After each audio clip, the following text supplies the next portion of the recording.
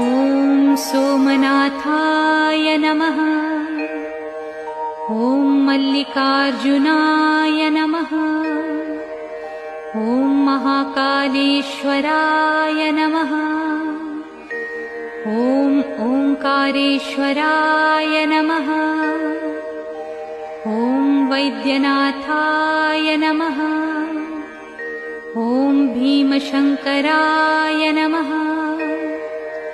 ॐ रामेश्वराय नमः। ॐ नागेश्वराय नमः। ॐ विश्वेश्वराय नमः।